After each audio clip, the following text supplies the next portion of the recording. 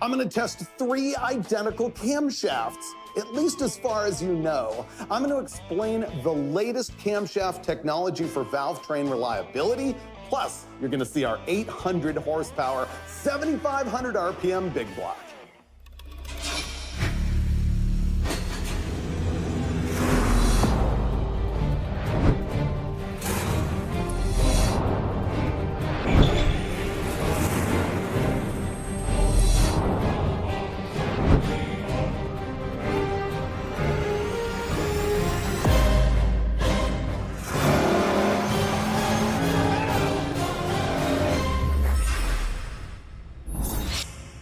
Look at this, I've got the whiteboard and everything. That's because this is going to get more technical than probably anything that you've seen on Engine Masters, but it's super cool and you're gonna understand more about camshafts than you did before. Here's our plan. We're gonna test 3 different cams that will appear to you to be identical if you're looking at your cam card or even the catalog. Here's the specs of all 3 cams that we're gonna test, and then I'll show you what's different about them. The duration at 50 thousandths tap at lift, which is something you'll learn more about in this episode, is 284 degrees on the intake and 292 on the exhaust. The lobe separation angle that we're not really gonna address is all the same, 112 degrees. The lift, also identical, 0.775 inches on the intake and 0.748 on the exhaust. So what can be different about these camshafts when the specs that I always give you on the show are the same? Well, it all has to do with what's called camshaft intensity, which has to do with the rate of lift per degree of crankshaft rotation. So let me show you the 3 cams that we're going to be running. First of all, we've got the baseline, which is a 90s style design, a fairly slow rate on that thing. High intensity, mid 2000s. That one has got a much steeper ramp. Then we've got the low shock, which is similar to the high intensity except for how the valve opens and closes, which is designed almost purely for longevity. There's one more thing that is different about these camshafts. The baseline has a lash setting of 26 thousandths and 28 thousandths. The high intensity and low shock has a tighter lash. It's 16 thousandths and 20 thousandths. As we get into the rest of this, I'll explain how that's going to affect our test and how all of this works. You can see that as the lobe rotates, it's got to have a ramp in it that moves this lifter upwards. The whole episode is going to be about how that ramp affects what happens at the valve. Let's look at the baseline rate of lift, and I'm going to express all of this in terms of a bicycle going across a ramp to a jump. This is just a wheel on that lifter, just like the front wheel of your bicycle. So let's say that you're riding along right here. You're Mr. Stick Figure and you're riding your bike. If you're on a ramp on the baseline cam, you've got the ramp going roughly like this. But you've got that big 26 to 28 thousandths lash. So now imagine that the front of the ramp is cut off. So as the bicycle wheel is rolling over that ramp, first of all, it's got to hammer that little curb before it starts rising. And you can see how doing that would beat up parts in the valve train. Now the high intensity, this has a greater rate of lift.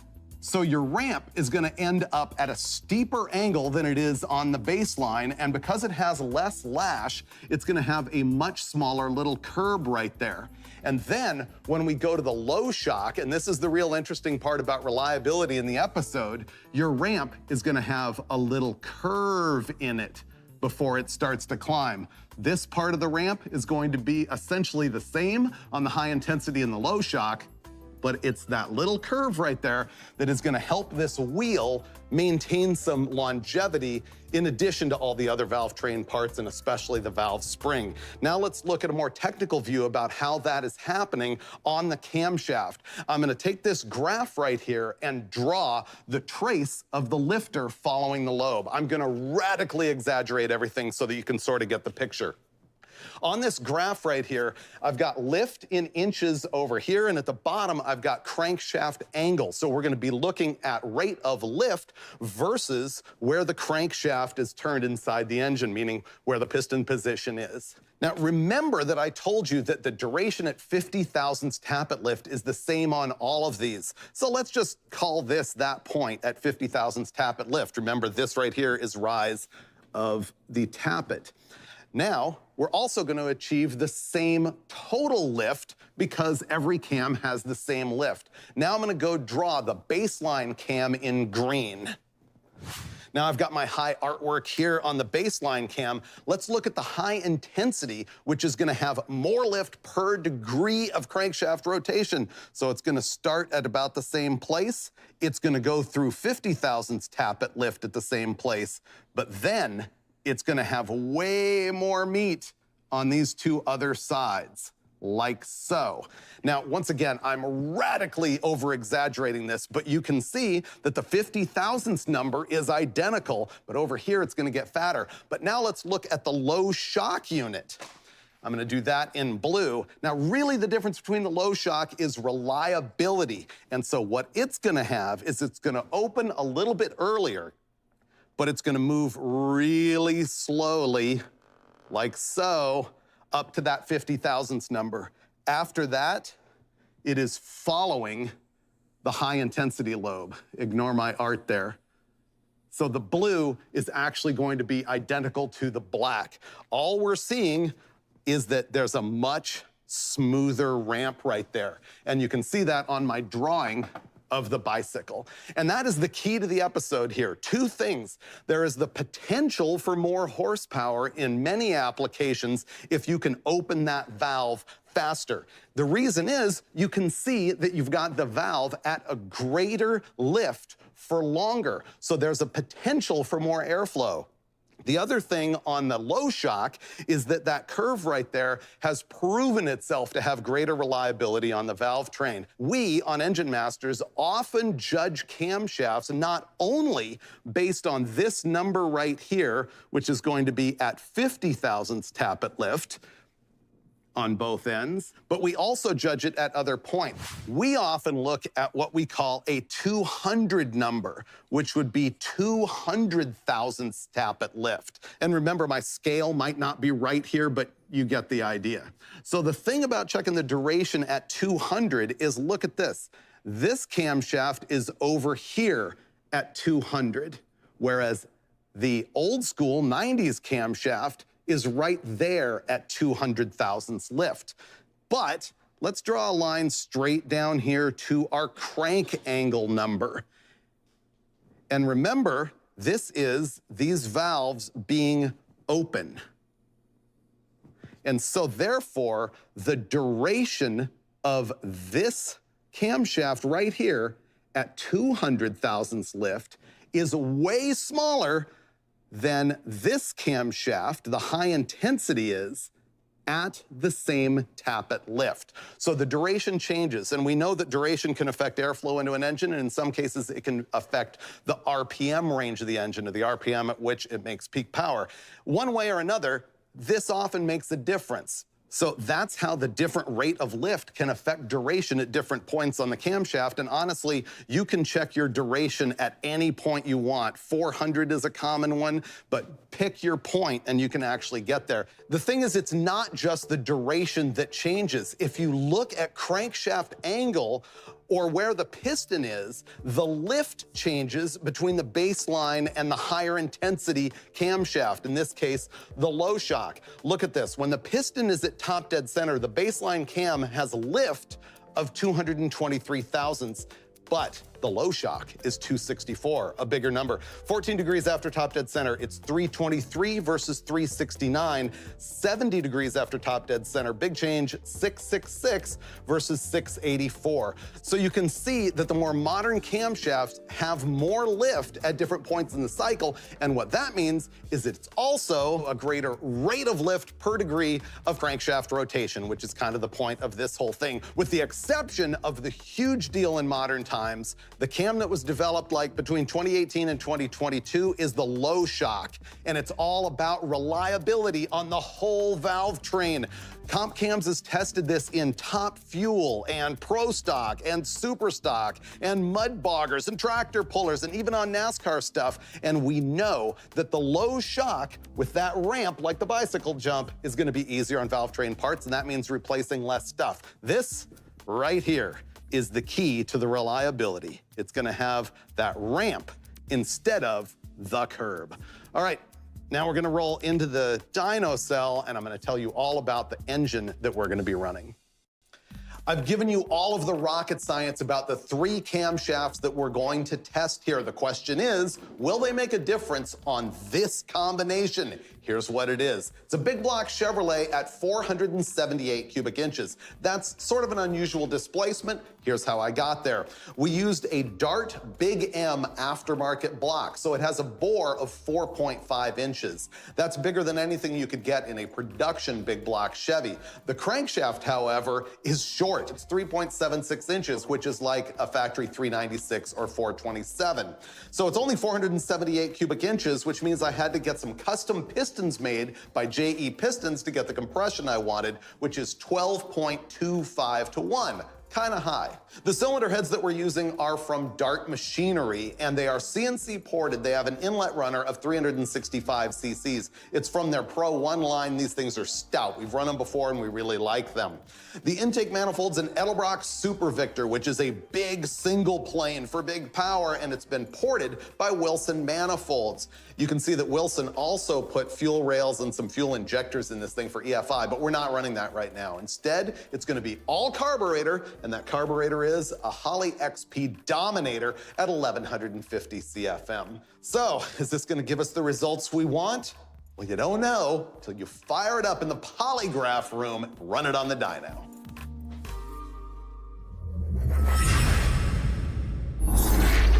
All right, guys, we have a lot to do. I say shut up and go fire it up, because this is gonna be a long day with 2 camshaft changes. This is one of those episodes I hate and love all at the same time. It's gonna be good info. Good info and a lot of work. That's the downside. So yeah.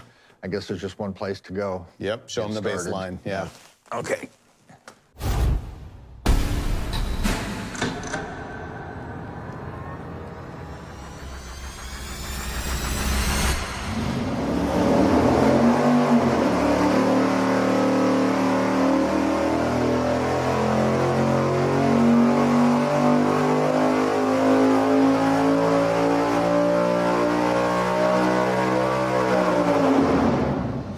Pretty good. 815.8 horsepower at 7,300 RPM. And the torque at 6,400 RPM is 608.7. I did some maths. Horsepower-wise, 1.7 horsepower per cubic inch. That's really decent. I mean, there has been a couple times when we've made a little more power. Yeah. But that was with a vacuum pump, with the little bigger cam. It had some other advantages that this doesn't have. I'm very pleased with where this is at. Yeah, me too. I'm gonna do torque. 1.27 torque per cubic inch. That's very good for a 112 LSA cam. Yeah, that's the thing, is it's giving some up. And for the displacement, it's a huge head and a huge intake manifold. Yeah. Well, we're about to put in technically more camshaft with the same duration at 50. You ready for a big time consuming, burning hot oil changeover? Yes. No, but we'll do it anyway. Okay, let's go. Second camshaft coming in.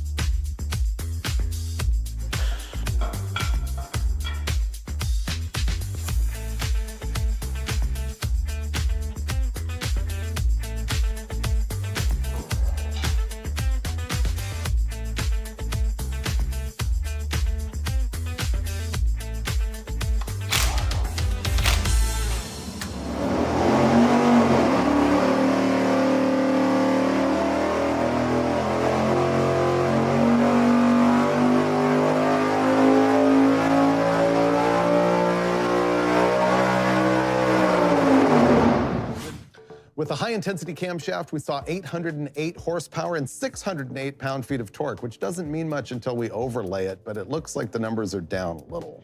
Let's take a look.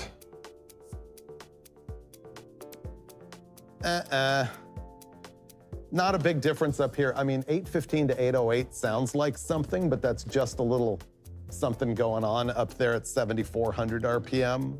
Yeah, we're talking, you know, 6 or 7 horsepower as far as a total difference. Yeah, what this is red cam is the baseline and the black line is the high intensity cam. Obviously, our cylinder head is not having any restriction that's causing it to just jump up 15 horsepower with the high intensity, clearly.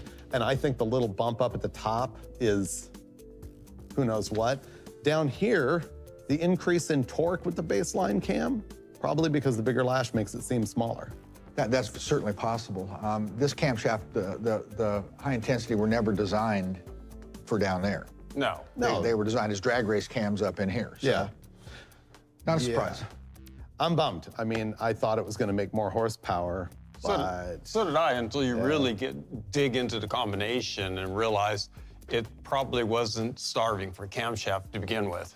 yeah, Or area under the curve. probably it would make more power if we had an inlet restriction like a bad manifold or a restrictor plate or a bad cylinder head. We have 'Cause enough of all of those. We do. Yeah. But isn't it true that if you're running like a stock eliminator with a stock cylinder head, you add duration so Yeah. that the bad flow has longer to get air in there? Yeah, and it doesn't necessarily make a higher peak number per se, but what it does is it'll drag it out further. Yeah. You know, it's just, combinations are combinations. They're all very interesting, and that's why you develop things. You work on the same combination over and over. I mean, I've had 500-inch stuff where we ran a half a dozen camshafts looking for 10 horsepower.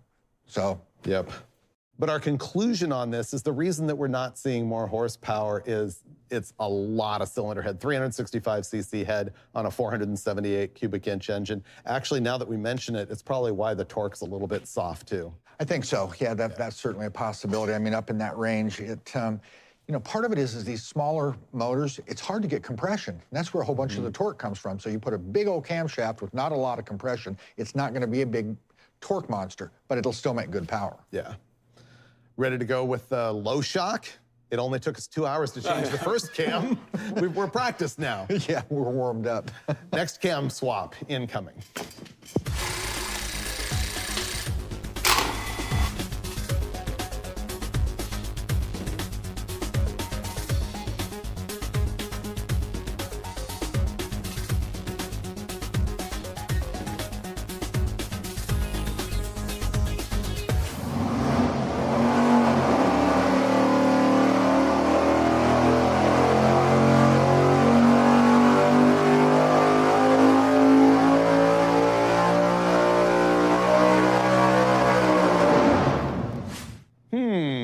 Our low shock camshaft, just a speck down on horsepower up top versus the high intensity, 806.2, and the torque up a speck at 610.2. I'm calling that a wash. Yeah, absolutely. Yeah. I mean, when you're looking at 2 horsepower, repeatability, change of weather throughout the day, we can tune for days and. I'm hoping that we just see an overlay. Can we pull up the high intensity versus this? It's got the same lobe above the lash ramp. Right. By the way, lash ramp is the point on the camshaft lobe that transitions from the base circle into the ramp that lifts up. And yes, I expected to see the exact same curve, and it is in here, but down here it's not. The red lines are the high intensity, and the black lines are the low shock. And it's interesting, the low shock is a little speck worse up to 5,200 RPM, and then it's better for a bump. Actually, it's better all the way up into here. Yeah. Then it's the same, and then it's just a speck worse up top, which is kind of unusual. Let's start with the low end. How come it did this? We know that the low shock opens a little earlier to start that smooth ramp before it starts to ramp in. Looking at the data, I saw that by the time we were at 6 thousandths valve lift, it was actually a speck bigger camshaft than the high intensity, but you know, just by half a degree or something. Honestly, it's really, really close, but with the high intensity, you're snapping the valve open just a little harder, and that would give you a little bit of an It may make airflow the advantage intake right port there. just a little more active initially. Yeah. Once again, this engine probably has low intake airspeed through the ports. How would that affect this? Maybe the snap helps it a little bit more. Maybe the low lift flow coming in earlier helps the exhaust get the intake running. Well, generally, if you These are wild guesses, by the way. Snapping it open is kind of an advantage as far as airflow and power, but realistically, the low shock cam is really not designed to operate or make power in that RPM range. It's not a drag racing size style cam or a professional racing level cam. My opinion is we're swapping twosies, threesies, you know, a little here, a little there. It's two different at the top. I mean, I'm going to call that basically the same. What I see in the advantage of the low shock is durability and longevity. Oh, yeah, for sure. And potential for parts to last, valve spring life, and potential engine speed, honestly. I would pick reliability over this and that. Any day. 100%. Yes, any day. I think that's the main thing.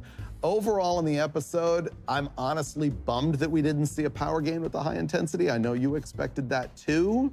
I think we've explained that based on the fact that the cylinder head is really big for the application, so there's not a restriction that demands more airflow. And again, back to that development thing, I hate to keep kind of beating on that, but the bottom line is there's no one camshaft fix for everything in every combination, no one cylinder head that makes everything better, no one intake. I mean, it's a combination. That's why we work on this stuff and try to make it better. You know, sometimes we sit here and we go, sometimes you win, sometimes you lose. In this case, I don't think we really did either one. We just found out that sometimes minute changes to a camshaft make minute changes in the power. And that's it. But you know what? You gotta try it to find out. And that's what we do every single time on Engine Masters. Let's start with the low end. How come it did this? Steve? I don't know. That's why I didn't answer first. I was hoping it would be passed to someone else because I don't know. Wow. It's also like, you know, a torture puzzle. It's like going into an escape room of Valve Train. Well, you gotta figure out the secret handshake.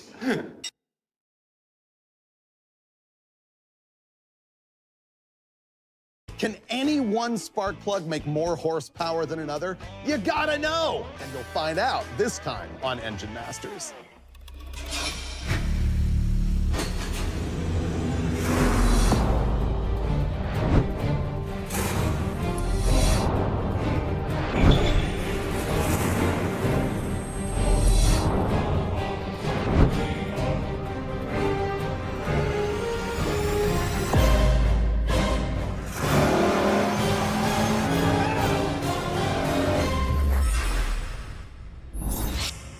Spark plug power. It's the episode that applies to everyone. Well, unless you're a diesel guy, in which case I guess you can be forgiven, or if you're an EV guy, in which case you're not watching the show. But spark plugs, this is the source of glorious internal combustion. Speaking of that, the spark plug goes all the way back to the mid-1850s. I would say there's probably no automotive part outside the spark plug that has had more different designs, all in the hunt of horsepower. And that's what we're gonna do here, is look for horsepower. Now, for full disclosure, I gotta tell you, there is a lot about spark plugs we are not gonna be able to test.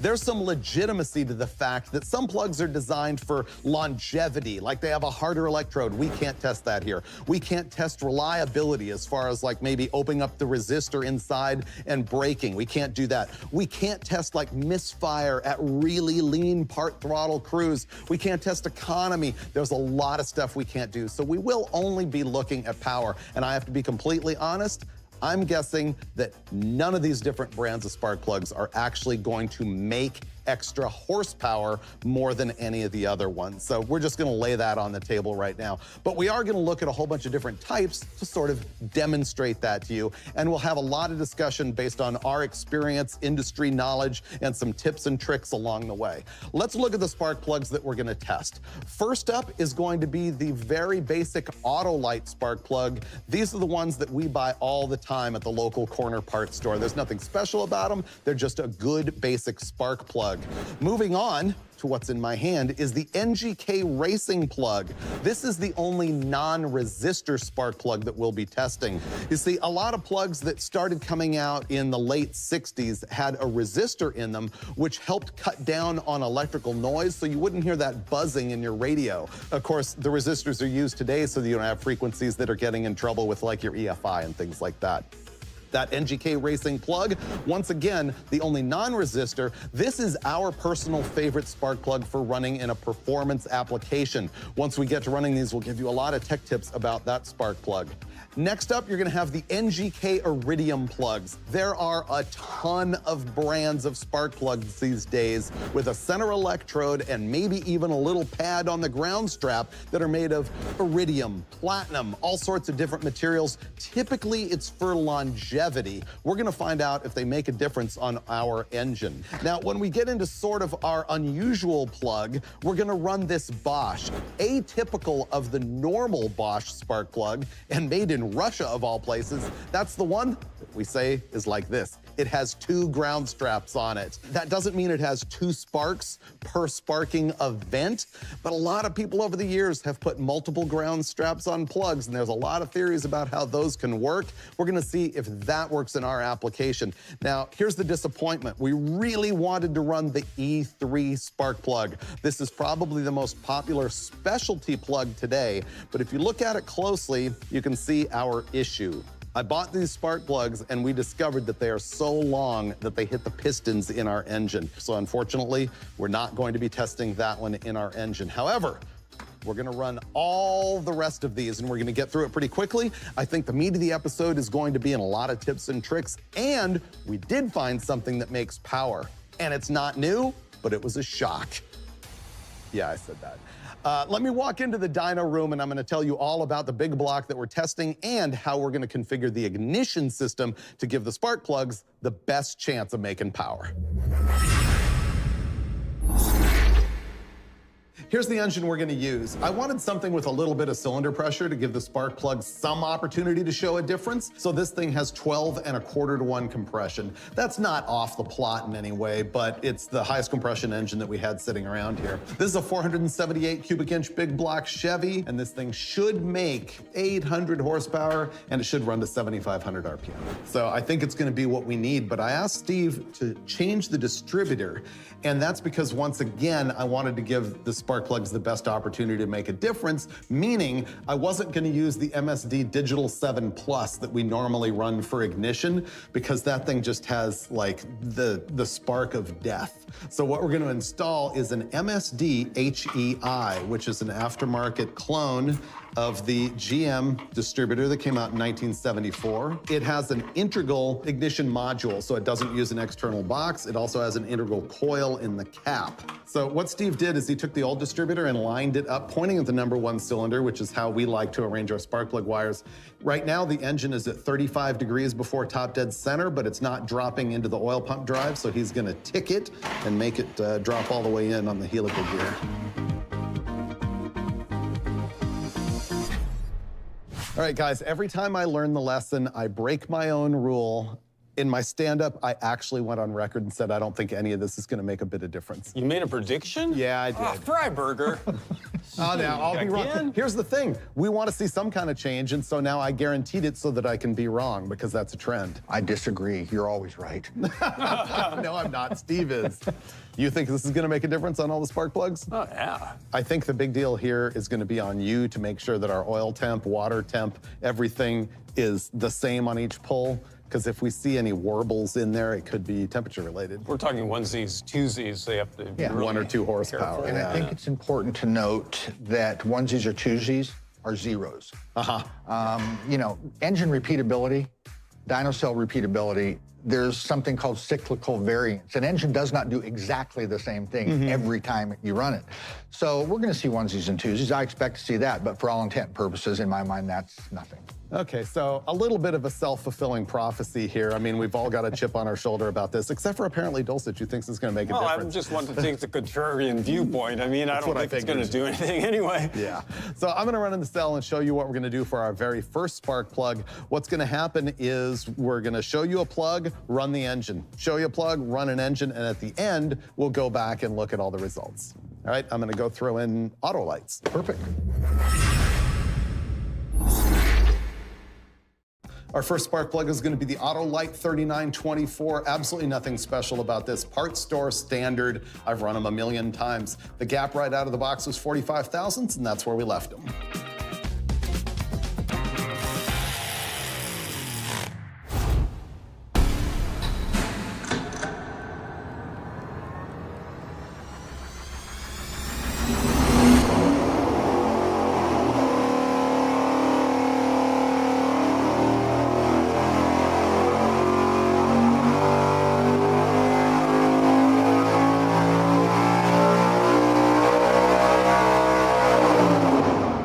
The next thing we're going to do is take our exact same Autolite 3924 plugs, and we're going to start messing around with the gap. These things are at 45 thousandths right now. That is the airspace in between the ground strap and the center electrode. The interesting thing about spark plugs is that they're designed with the ground strap sort of to match the gap that they expect you're going to run for the application that the plug is designed for. You can see that the ground strap and the center electrode are pretty much parallel with each other. Now, when we start to change the gap, that's going to change too. We're going to stretch these out to 65 thousandths of an inch, which means we're going to bend this up, which means it's not going to be parallel anymore, but that's what you get.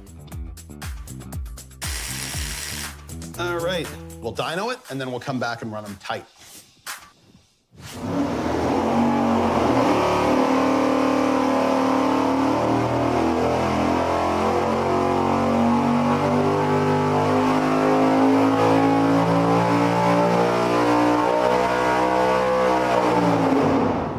What we're in the process of doing right now is removing all the spark plugs. We're going to go ahead and change the gap from 65 thousandths, where we had it, down to 20 thousandths. MSD actually doesn't recommend going anything less than 20 thousandths because it can cause some arcing in the caps and some other problems. So we're going to go ahead and follow their recommendations and take it to the minimum that we can that they recommend.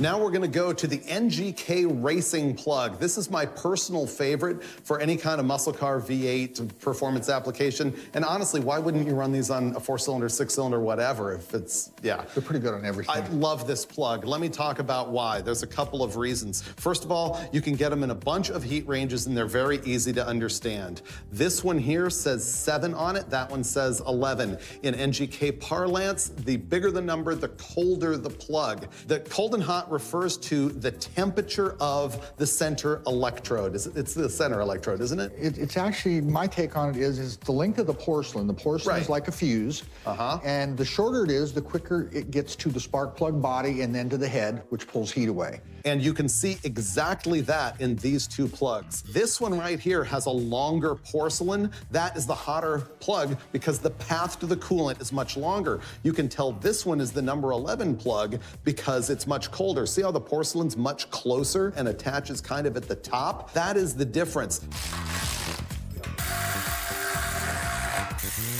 The last thing we really love about the NGK Racing plug is that see how silver it is and it's got some sort of coating on it?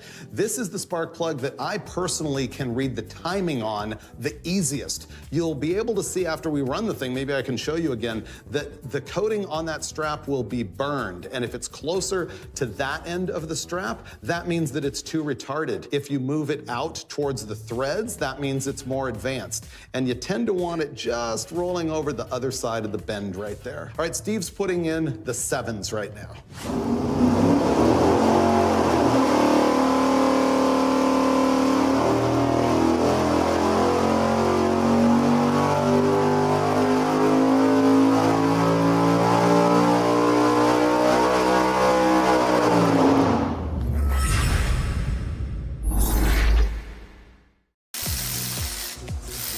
First First of all, here's the NGK racing plug that we just removed, and I wanted to show you that tip that I talked about earlier about how you can look at the burn mark on the ground strap and determine if your ignition timing is right. You can see that it's burned right there. It's just on the upside of the turn on the strap.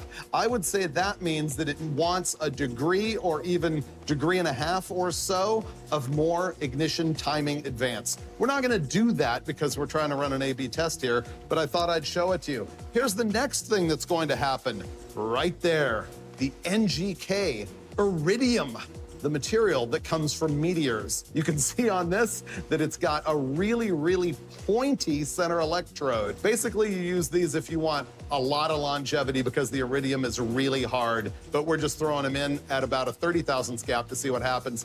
One more tip. If you're using spark plugs in aluminum head, it's a good idea to put a little anti-seize on them. We're not doing that, but it's a good idea.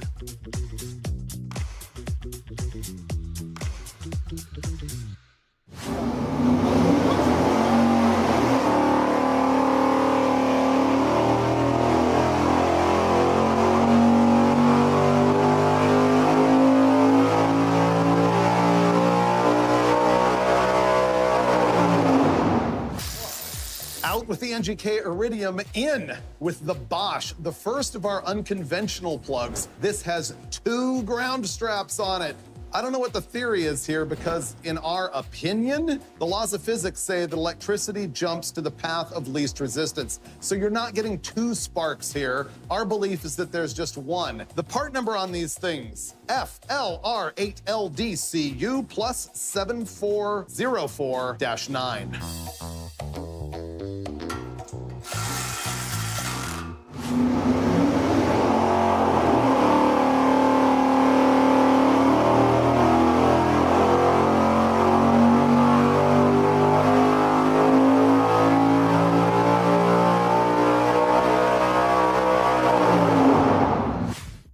We had the NGK plugs installed at the factory gap of 30 thousandths. Now I'm going to open it up to 65 thousandths and see if that makes any difference.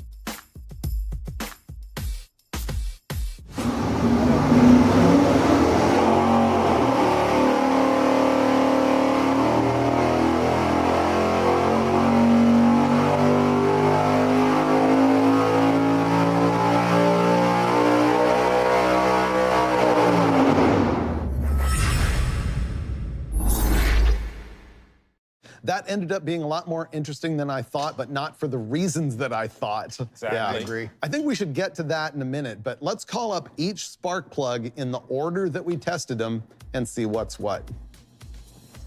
And the first up, the regular old Autolite, 807.7 horsepower, 609.3 pound-feet of torque. When we opened up the gap to 65 thou on the Autolite, 809.7 horsepower, 611.2 torque. Now we closed up the gap on the Autolite to 20 thousandths, which delivered 807.9 horsepower and 608 pound-feet of torque. I think the thing I learned about the Autolite is you can just grab them off the shelf and they run pretty good. Yes, absolutely. Well, they are my go-to for a cheap, inexpensive spark plug that's going to do the job for a regular application. I slam them in everything all the time. No, I see them a lot in racing engines as well as the NGKs. There are builders that prefer the Autolite. So, well, this is the standard lowest level Autolite, but that shows you don't need a super trick plug right out of the box to make power. The next one that we tested was the NGK. The racing plug has a little bit less horsepower than I wanted, 804.4, but the torque, pretty good, 610.1. And look at that, the black lines here are the Autolite and the red is the NGK. And interestingly, you can see that it's taking a nosedive up there, which really bothered me, but you'll see a test later that shows how we addressed that. And you know what, that NGK racing plug, I will continue to use in performance applications, probably into eternity. well, it's got some benefits as far as the color of the CAD plating on the plug. That's huge for me. Silver. Actually, as it's dissipating heat, it's going to discolor the CAD plating. And so about 3 threads down seems to be a proper heat range for most applications that you're attempting. So what does it? Blackens it. Yes, it blackens the silver CAD plating. On the dyno, just running, say, 2 or 3 pulls, you're not getting enough heat in it to read that. Not going to see it, so it's going to take a few laps to get there, but it's a good guide. Now we've got the Super Tricadero Iridium plugs, the NGK Iridium, and it made 802.7 horsepower. The torque, 610.7. Once again, dead overlay. This is nothing. I think there's so many Iridiums on the market because they last forever. Well, we grew up in an era where you change spark plugs at 12,000 miles along with your points and cap and whatever. After every cruise night, because I was huffing raw fuel out the exhaust. Well, and that doesn't happen anymore with air fuel management being what it is. Spark plug, a standard spark plug interval is 70,000 miles on a late model vehicle. Really? Yeah, and the Iridiums last there. You pull them out and they look like they're untouched. Well, a lot of that also is by regulation because those engines have to be able to maintain their emissions for X number of miles as an OEM requirement. One other thing that I have heard about the Iridium and manufacturers making a claim that because it's a smaller diameter wire, it's easier to create a flame kernel under higher pressure applications, so they sell them for boosted applications typically, or they applaud them for that. When I was at Jacobs Electronics, an aftermarket ignition manufacturer, we would tell people that if you choose to have like a weak ignition system, old point, stock coil or everything, that it's easier for that to jump the gap because the point is so pointy. Yes, it's easier to create a flame kernel. The spark jumps from the center electrode to the ground strap unless you hook up the coil backwards with points, and then it jumps from the ground strap to the center electrode. A tip I didn't know. Really? There you go. Wow. All right, next one. We tested the Bosch. Yes. What happens when you put 2 ground straps on the same plug? You make 803.1 horsepower and 610.6 pound-feet of torque.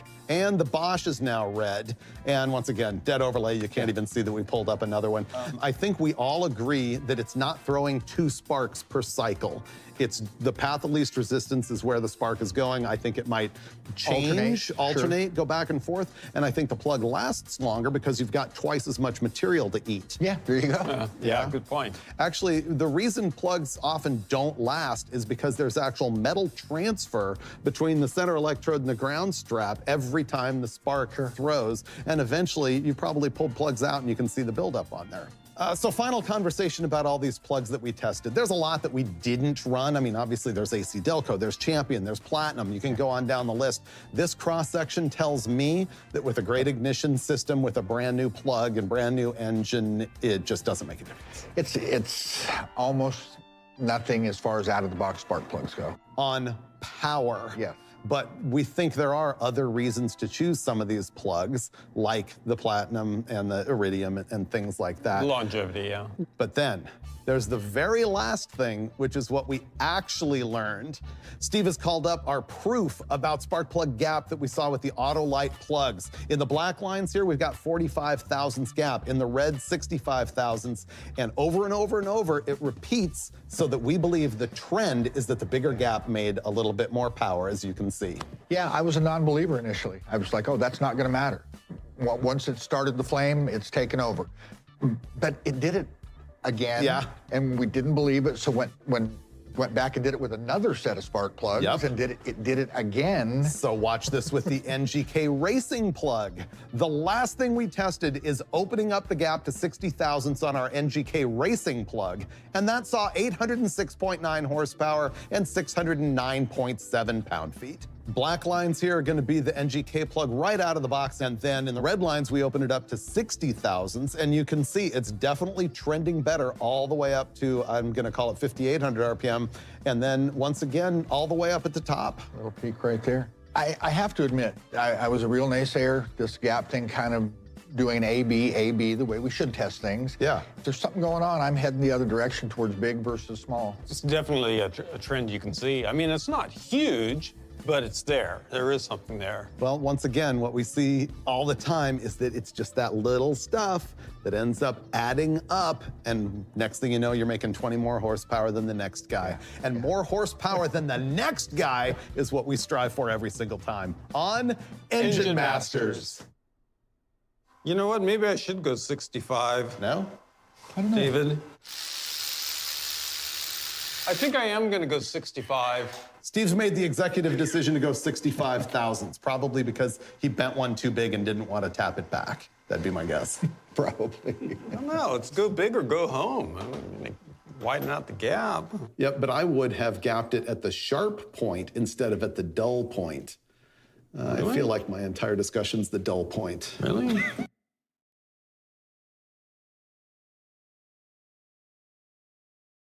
What happens if I make the exhaust header this much longer or that much shorter? Brace yourself to be enlightened, this time on Engine Masters.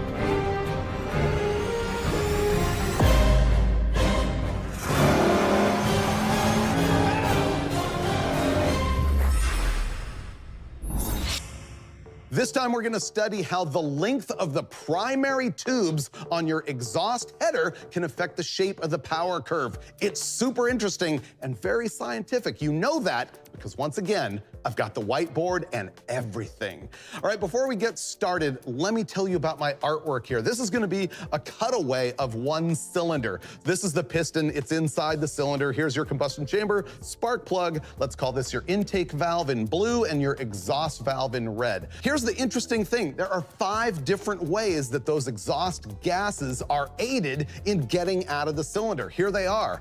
There's pop or blowdown, there's inertia, there's inlet airflow, there's the piston motion, and finally, the pressure wave, which is what we're really gonna be talking about here. Let me go through each one of these. Let's assume that we are in our exhaust stroke right now. There's a bunch of exhaust gas here inside the chamber.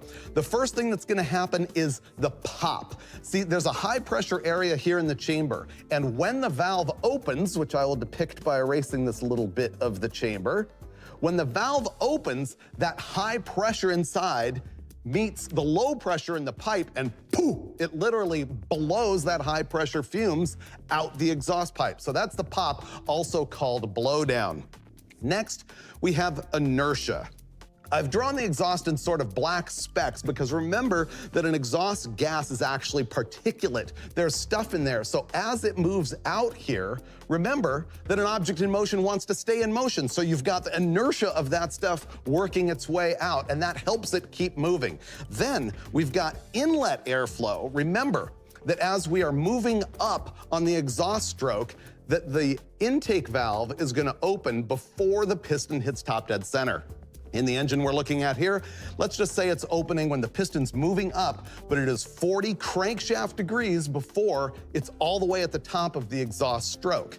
So now that the intake valve is open, we have the inlet, gases, which would be an air-fuel mixture, moving in through the inlet port and into the chamber. And I'm gonna talk a little bit later about how those are actually under a little bit of pressure, a higher pressure than what we're seeing inside the chamber at the point where the piston's that high in the cylinder. And so as that fresh air is flowing in, it is also pushing exhaust gases out. So that's how inlet flow works. Now, the thing that might surprise you to hear is that the piston moving up on the exhaust stroke is actually the least effective method of getting exhaust gases out of the cylinder. When we learn suck, squeeze, bang, blow, we know that this piston's moving upward, and it seems obvious that as it does that, it's shoving exhaust out. And it does, but it's the least effective method. Finally, there is the pressure wave, which ties in clearly to the pop. Pressure wave is when the exhaust valve opens and you get that initial burst of pressure. It creates a pressure wave inside the pipe. And as that pressure wave exits the pipe right here, there's actually a reflected wave or refractory wave that moves back the other direction. And what that actually is a negative pressure area. So you got pressure on the way back, it gets reflected into negative pressure back here, and because that pressure is then lower in the exhaust port right here, it helps that inlet airflow to keep on going and pull the rest of the exhaust fumes out the exhaust pipe. Wow, that's a lot. And here's what makes that even more interesting, is that whole pressure wave deal is not just affecting the exhaust and the evacuation, but it's also critical to the intake side of the engine. Here's why. Remember that the camshaft is in what we call overlap. That means that at the top of the exhaust stroke, the intake valve is open and the exhaust valve is open. And so what that means is not only is this pressure wave drawing exhaust out, it's also drawing that intake charge in, which does two things. It clears the cylinder of all those exhaust gases, and it fills it with all that precious air and fuel that later on is going to make big power. And the thing is, all of this is affected by how long the header primary tube is. Remember we talked about that pressure wave traveling down here. Well, let's just assume it's at a fixed speed. Call it the speed of sound. It's on its way down here and the negative one's on its way back. But when you make this tube much longer, you can see it's got a longer path to get back to the cylinder. It's all about getting this tube the right length to time that pressure wave so that it's doing exactly what you want it to as far as clearing the cylinder and bringing in the inlet charge. Now, why would both of those things be super important? Well, one, you don't want the exhaust in here because exhaust doesn't burn, so it's going to hurt power. And if exhaust is trapped in there, it's going to give you a pumping loss, either as the piston tries to push it out or as it's trapped in the cylinder and it's trying to be compressed. The other thing that you want is the timing on the intake valve to be perfect with the wavelength tuning that you probably have idealized in your intake manifold.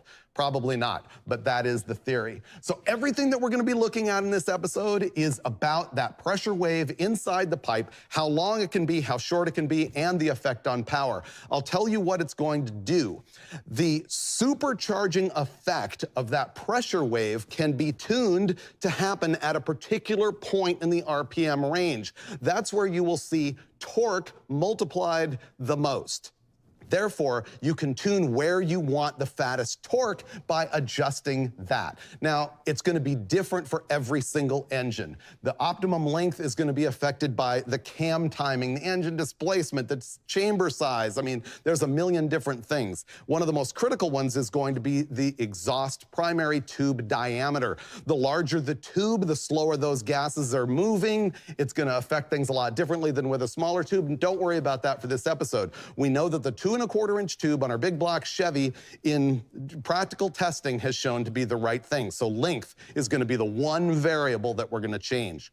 You might also ask what's going on with like the header collector and the collector extension. Those are variables that we're also going to leave alone. The actual engine that we are going to test, it's a 478 cubic inch big block Chevy, but the fact of the matter is you can't take the data from this episode and say, hey, I really liked how their engine ran with a 40-inch primary tube, so that's what I'm gonna run in my engine. It's going to be different for every engine, every displacement, every camshaft, every cylinder head, and especially every intake design. Really, you have to look at this as a big package. So I'm not telling you what to do as much as we will collectively be giving you some stuff to think about that you might not have seen before. Now, there's one more thing about exhaust header design that I want to sort of bench race with the Steves, and then finally, we're going to fire it up with some really long tubes on it and start to shorten them in the hunt for power.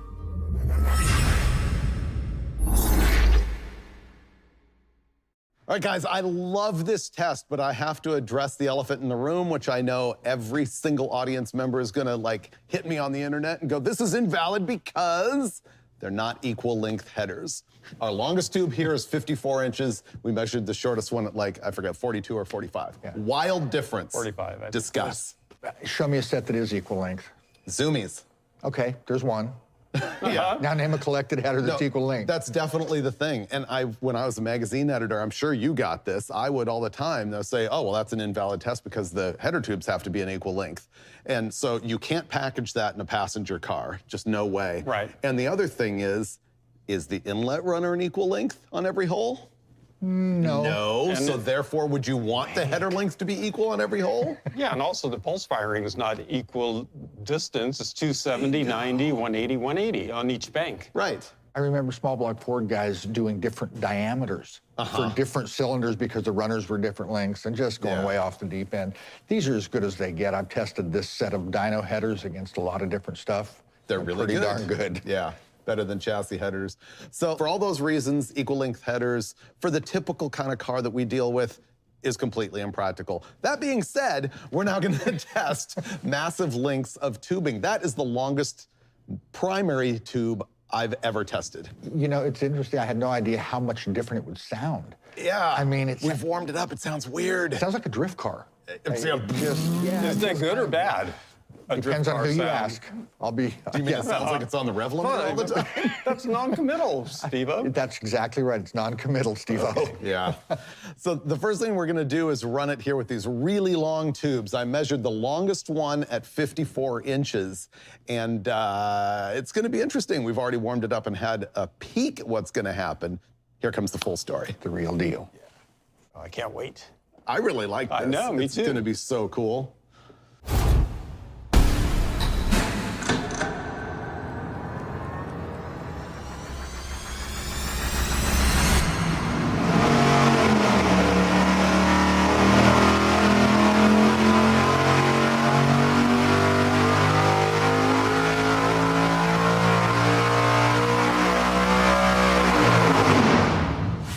Well, here's our power numbers with the really long tubes on the thing. This is a little weird to me. The peaks are 591.9 pound-feet of torque, and we're seeing 773.7 horsepower at 7,200 RPM. What's this all about? You know, this thing has enough camshaft in it. It's big. It does not want to really run in any sort of happy state below about 4,500. So, you know, I actually tried to pull it down to 4,000. I heard that. And it surged, and it just was not happy. Didn't You know, like it'd it. probably be a little better with fuel injection, but it's what we've got. And the thing that I'm seeing more noticeable than anything in my mind is how flat and long the torque curve is. Oh, there you go, yeah.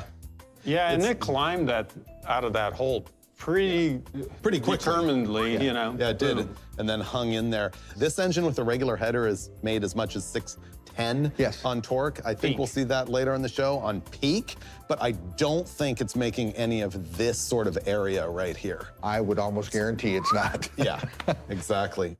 I guess next step then is we're gonna make a big swing and go remove one whole section of tube out of this thing. I'll measure it up, tell you what that is, and then we'll make more power.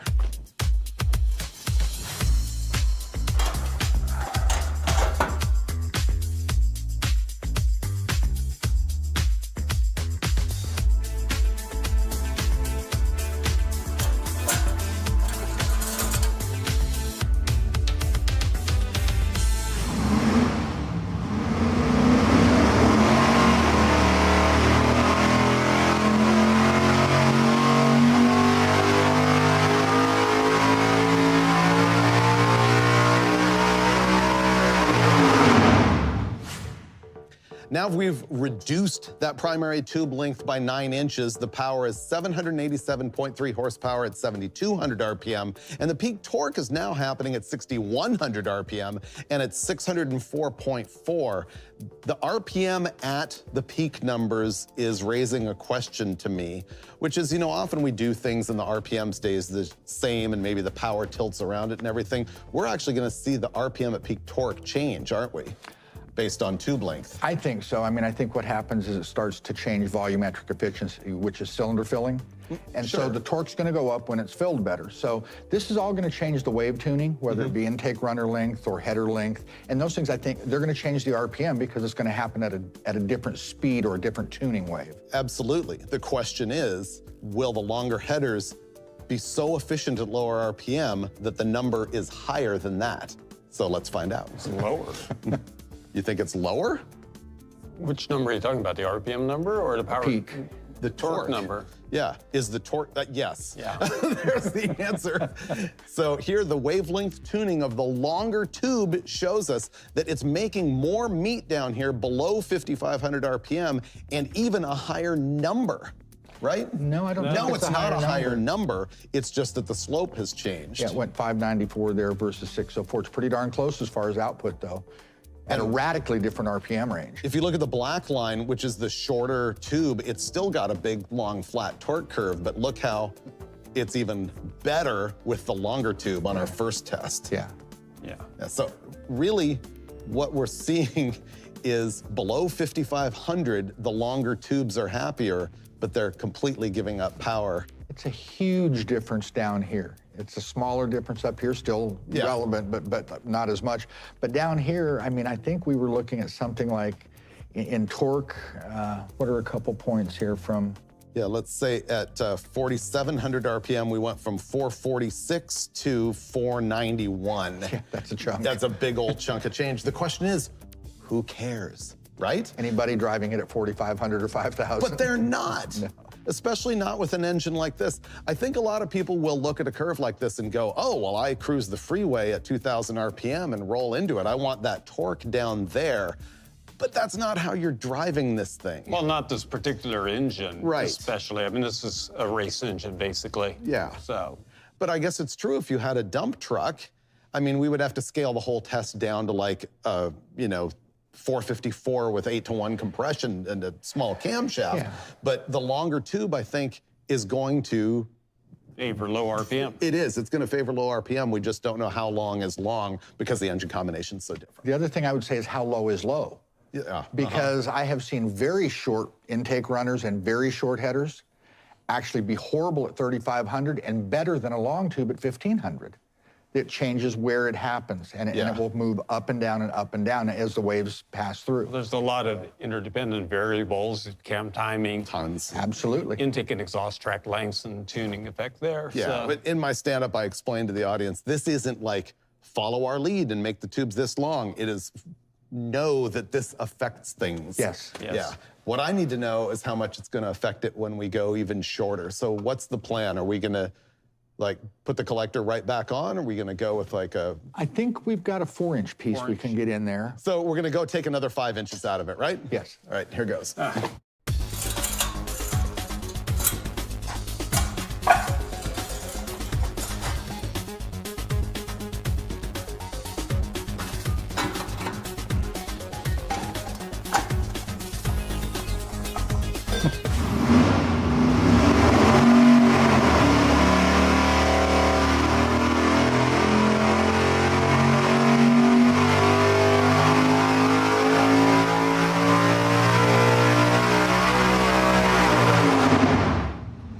Now we have the longest tube set at 40 inches, the shortest that we've seen yet. The power numbers are 789.4 horsepower at 7,300 RPM, and the torque is 605 pound-feet at 6,400. Let's look at the overlay. It's the only way I know how to discuss this. Red lines here are at 45, and the black lines are at 40, and I think what we just learned that somehow it was in a sweet spot at 45 because the shorter ones made a lot less torque and didn't really improve the horsepower except for that wiggle right there. It's kind of tilting the curve on the last change, and this one it just made more from 6,000 and below and about the same from 6,000 up. Yeah. As hard as it is for me to say, it looked like it liked the longer pipes better. That's the better curve. I would say that. Yeah. Yeah, but I would also say that in past testing with this engine, it's made more power overall. So is that much tubing actually killing, that much bottom end? 20 horsepower and 5 or 10 pound-feet? Well, one way to find out. Yeah. So that's a really curious trend. We're not really going to know the answer until we get rid of that. And I think we're going to do that by actually changing headers. We have another set that's identical to these. Absolutely identical from Schoenfeld. Yeah, so we're going to go change the whole header now.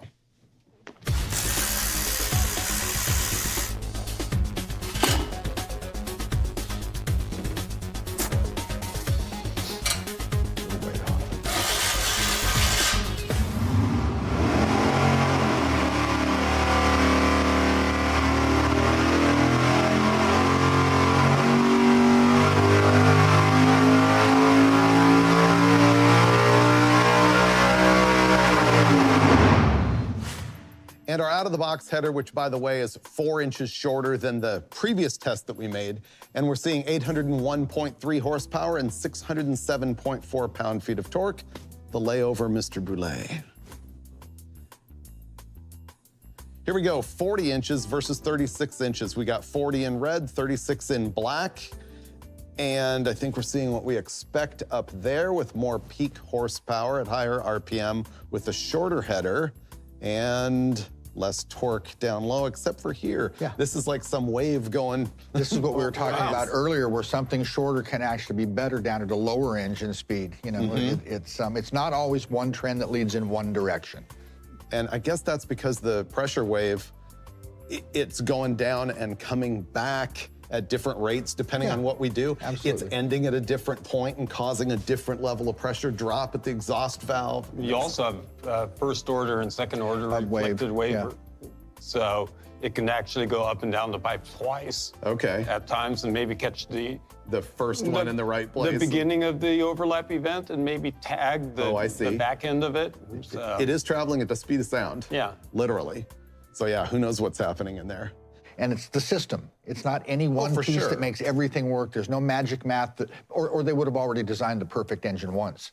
So there is a lot of testing involved, and that's exactly what we're seeing here. Is just there's not always one answer to the whole question. Well, to give ourselves more questions, let's go ahead and overlay every link that we've done so we can just see the whole picture.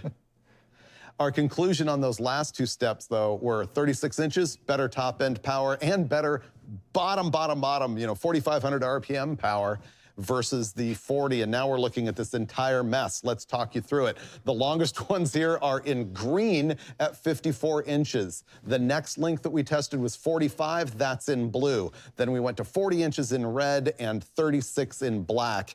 And man, I think that the most standout thing I'm seeing here is that really, really long header makes massive low-end torque, and then at least at 4,800 RPM it does. Yeah, it does. Yeah, you're right, and then it dips down over here again. Okay, to conclude, I think it's all about what we often say is tendencies. We never say, well, we rarely say fact. We say that long tubes tend to favor bottom-end torque.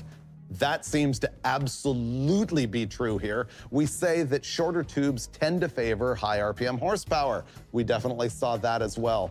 And the bottom line is, you're gonna run the header that bolts to your car, let's be honest, right? But you know what, someday we could test a lot of passenger car headers and see what the best one is. Yeah, maybe we'll do that on a future episode of Engine Masters.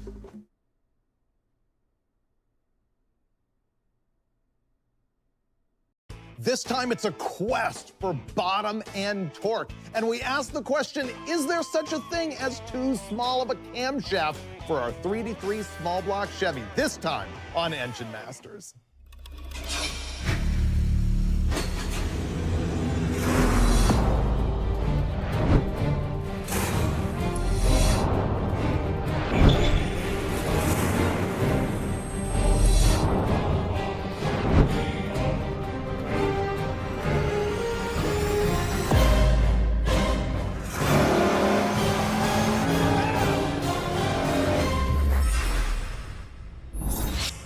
It's come to my attention that not everyone wants the bottom of the page camshaft.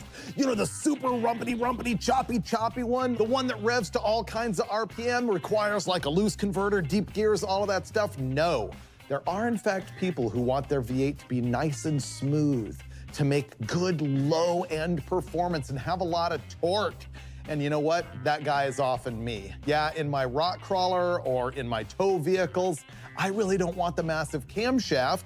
I want the thing to turn the key and go and idle in traffic and make a lot of low-end torque. And finally, the small camshaft is the answer, and that's what we're gonna be testing for the first time ever on Engine Masters in the quest for low-end torque and to find out if there is such a thing as too small of a camshaft. You see, I think a lot of people believe the smaller the cam that you put in, the more torque that you make. All of a sudden, you're gonna go from 450 to 500 pound-feet if you put in a smaller cam. Well, we're gonna find out if that's really true. I'm gonna show you the 3 different comp cams, hydraulic roller cams that we're gonna test. But first, the engine that we're gonna be testing with. This is the engine you've seen a jillion times on Engine Masters. It's the one that I have called the Ultimate Average 383. This thing is a stroker 350 that is 383 cubic inches. It is a Blueprint Engines short block. We used to run a pretty nasty Dart cylinder head on it, but now it's got the airflow research in Enforcers. They're 195cc on the intake. These aren't their full race series heads. These are their affordable line that still uses really good hardware, and in past tests, we found that they are the best of the low buck cylinder heads. Up top, we typically run an Edelbrock Performer RPM air gap intake manifold, but this time Steve Brule chose a much more tame low-rise intake, more typical of what people would run with these camshafts. It is an Edelbrock Performer EPS. Now, up top is a carburetor that I probably wouldn't run in this application, but that's not going to affect our testing here today. It's a race carburetor. It's a Holley XP. It's a double pumper, but it's smaller than we typically run. It is 650 CFM. You may notice that we've got an upside-down Wilson spacer in here. That is the speed secret, by the way. Not really. It's just an open spacer. We accidentally installed it upside down, and it's on there so that we can get an idle vacuum reading.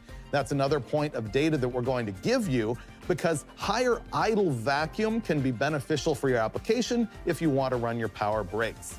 So let's get into the tiny camshafts that we're going to run here. Small, medium, and large. Let me give you the series names of these so that you can easily find them at Summit Racing or in your Comp Cams catalog. And these are all Comp Cams hydraulic roller camshafts. The smallest one is going to be the XR252HR.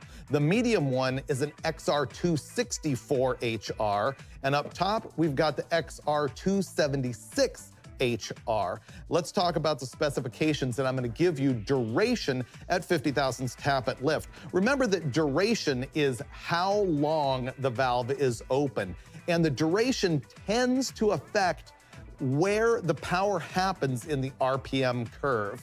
So smaller tends to be lower RPM, bigger tends to be higher RPM. The XR252, the duration is 200 on the intake and 206 on the exhaust. That is like a camshaft, only smaller. I guarantee we've never tested anything that dinky. Now we move on to the XR264. The duration at 50 on that one is going to be 212 on the intake and 218 on the exhaust. And then the so-called big cam, the XR276, is going to be 224 on the intake and 230 on the exhaust. All of these are on 110-degree lobe separation angle. The lift is a little bit different here. The smallest cam is 472 on the intake. Then we've got 487 on the intake on the medium one and 502 on the largest camshaft. Now, you might say to yourself, well, you're not doing an A-B comparison because the lift is different. That's not really what I'm doing here. It's not just a test of camshaft duration. It's a test of the specific Comp Cams that you can buy right off the shelf. We're gonna kick this off with the largest camshaft and then work our way down. I'm gonna sit down with the Steves and ask them how we think we're going to judge this whole operation, and then we'll be making some noise with our 3D3 in the quest for low-end torque and finding out if there is such a thing as too small of a camshaft. First thing, guys, tell me what you think we're even looking for here. I started this out going, how much cam is too small, but how are we gonna judge that looking at these power curves? Every cam is too small. The ones we're testing? Every valve train is too weak. Right. That's the solution.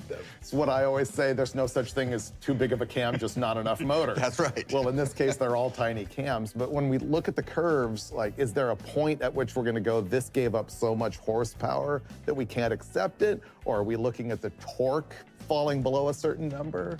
My take would be is we're kind of looking for torque. Right. The torque, specific torque output, you've heard me talk about that somewhere. My kind of theory is within a general range of camshafts, once you get into the 224s, 230s, the specific output of the engine is going to remain the same. It's engine speed that's going to dictate horsepower.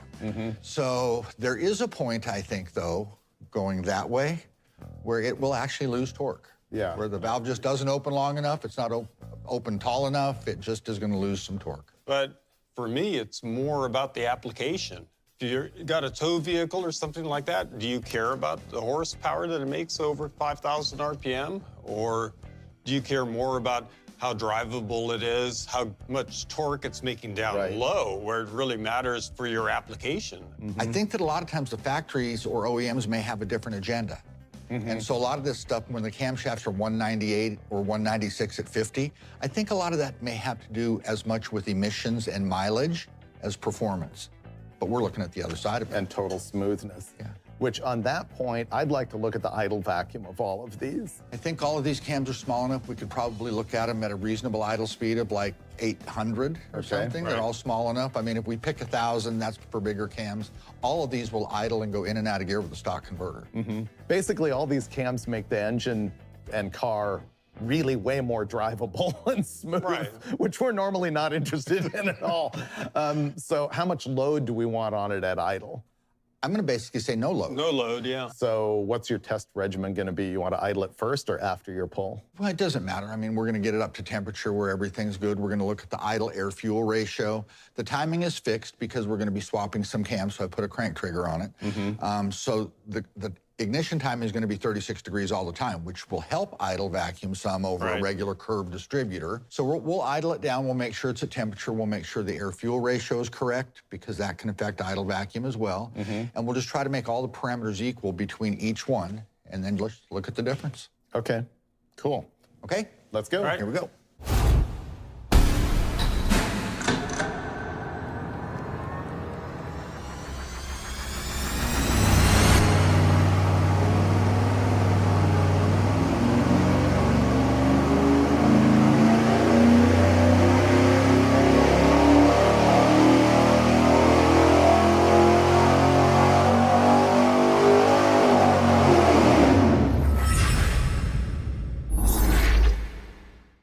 We're trying to figure out how much camshaft is too tiny of a camshaft, and we just ran the biggest one of the group. Before we get into the power, let's talk about the idle situation. Remember we had discussed we were gonna run the thing at 800 and no load? Yeah. It ended up 800 at a load of 27 to 28 pound-feet. Yeah, and the reason for that is because in order to get the sweep to go from 2,500 to 6,000 like we're running it, I'm having to fiddle with the absorber a little bit on the dyno. So there's already some preload built in. So there's actually, you know, it's difficult to just say absolute neutral, zero Right. load. But it'll be the same with all of them, the same load. And I still think it's relevant if you're idling in gear with an automatic. Right. And the idle vacuum is 13 inches at 800 RPM. You know, that's pretty good in gear. You know, I mean, that's plenty for power brakes, you know, vacuum boosters. It's great for all of that stuff. Let's have a look at the horsepower and torque. Our power numbers are 465.5 pound-feet of torque at 4,300 RPM and 436.9 horsepower at 5,600. Pretty normal for what this is. Like a 4.25 horse 383 is like an aftermarket baseline standard. You know, that kind of torque is, a few years ago, was big block stuff. And now not at bad. 383 inches, it's, I'm impressed. What impresses me is the shape of the curve. I mean, it doesn't get much more picture perfect than that. There's no hiccups, no ups and downs, no variation. It's just smooth all the way up. And way down here, by the way, we're pulling down to 2,400 RPM, which is about as low as we can go. Don't forget that on the dyno, that's 2,400 RPM at full load, wide open throttle. And it's metering okay and driving okay and making power. Yeah, and to that point, you know, I purposely put a smaller intake manifold on this, or in my mind, a smaller intake manifold. It's a Performer EPS, I believe the designation is, hoping for something that would pull down low. We've had some of the larger cross-section manifolds, like the RPM, air gap, and those sorts of manifolds. And obviously, while they make more power, they don't run as good at low RPM as this manifold does. I'm really impressed. And that's what we're looking for in the episode is low RPM, basically. That's it. Now we get to install a tinier camshaft. How often do we say that? Let's go shrink the cam.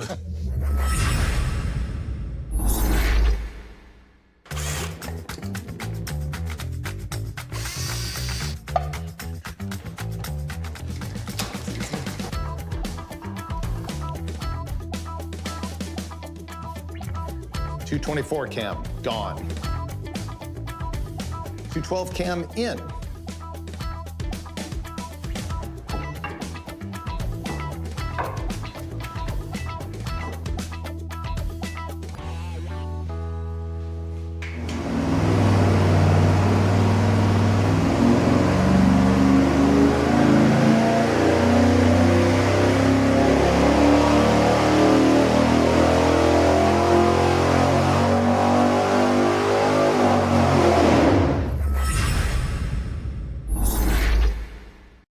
So far, we've run the 224 at 50 camshaft, the biggest one of the test. Here's our power numbers for our new 212 at 50 camshaft. 464 pound-feet of torque at 3,900 RPM, and the horsepower is 407.9 at 5,100. Those numbers are gonna mean a lot more once you see the graph and we start to discuss it. But let me tell you about the idle vacuum first. At 800 RPM, with a little bit of load on it, had 18 inches of vacuum, up from 13 with the 224 cam. Adding to that 18 inches of vacuum, it's something that I really had never paid much attention to.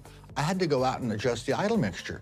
There was so much better signal at the carburetor at that kind of idle vacuum that I had to go out and lean the carburetor out because it was too rich with that much vacuum. Are the screws only like half out?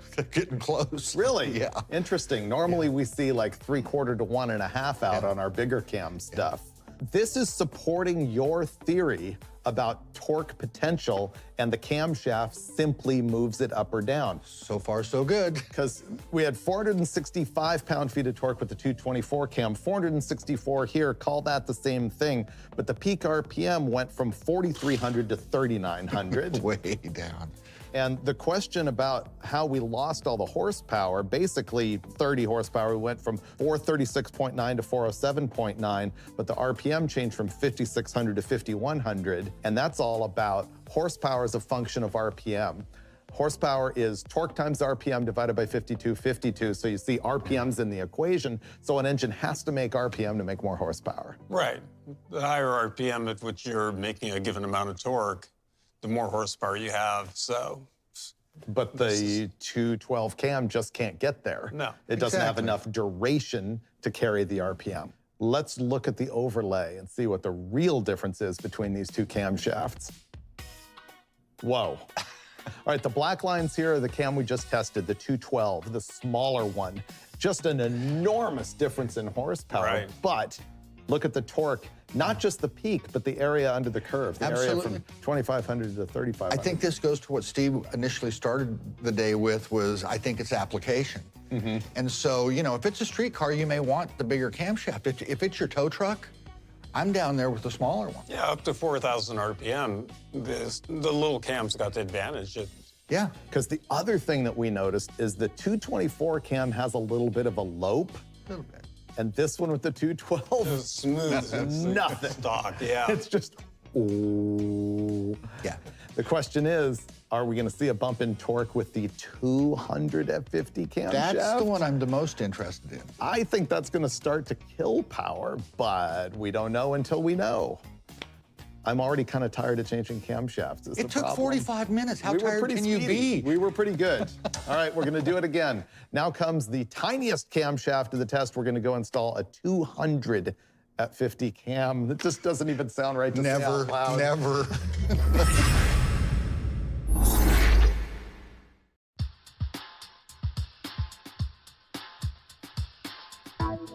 And now, the smallest camshaft we've ever intentionally installed in an engine.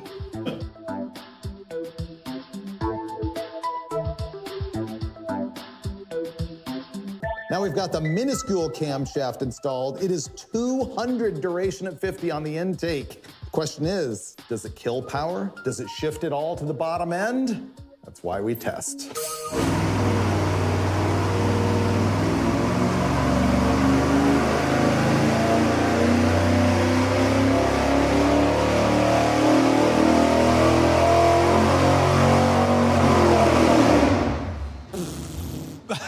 Wow, that killed a lot of power. Yeah, it did. We've tested 2 camshafts so far. One that's 224 at 50, one that's 212 at 50, and here comes 200 at 50. It's ridiculous. Look at the horsepower for this thing.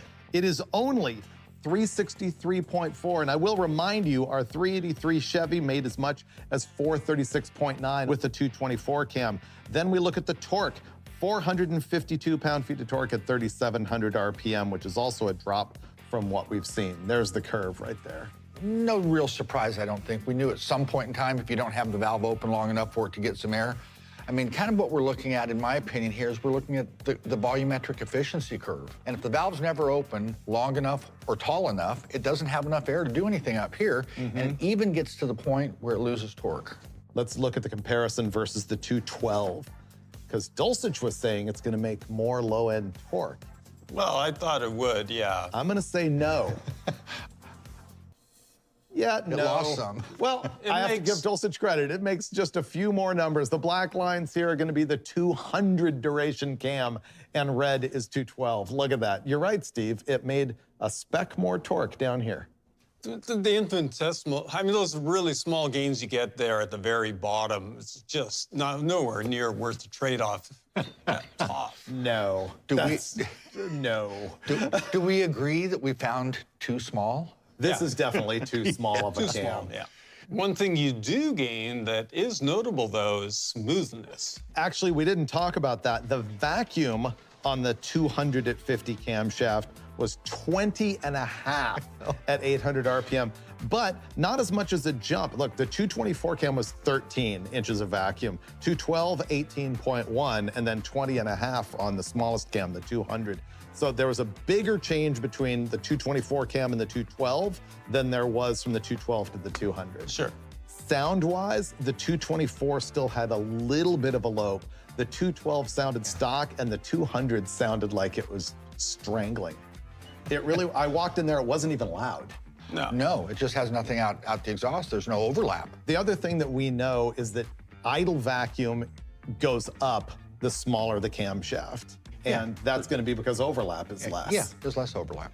The next thing is we found definitely you can have too small of a camshaft. It is possible. It is possible. I think we have consensus on that. I think a lot of people think that the torque just keeps going up and up and up with the smaller camshaft, and this tells you that's just not it. Or if it is, it's by such a small amount that you don't want to even be that guy. And like Brule said, I think that's going to cross over at some point if you go even smaller, where the bigger cam will make more torque there, where we're seeing just a slight.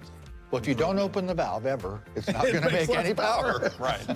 The other thing we know for this specific application, which I think is extremely common in the real world, the 383 10-to-1 average cylinder head, it really, I think, wants the 212 cam for a tow truck and the 224 for a very tame drive around street machine. I agree with that 100%. Yeah.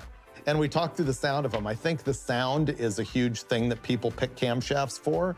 And if you get the 212, it is not gonna sound like the Saturday Night Special drive-through Lopey thing at all. It sounds like nothing. No, it's gonna sound like the tow truck that it's meant to be.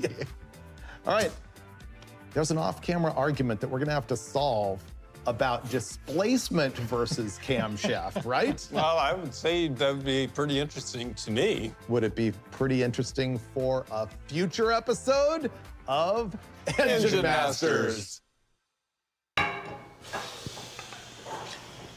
And now, the smallest camshaft we've ever intentionally installed in an engine.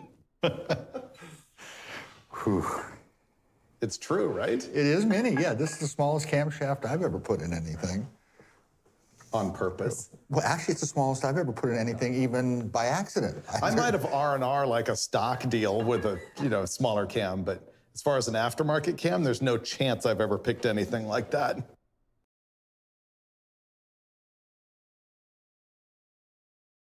It's all about the combo this time as we find out which manifold or header is best for your camshaft. Find out this time on Engine Masters.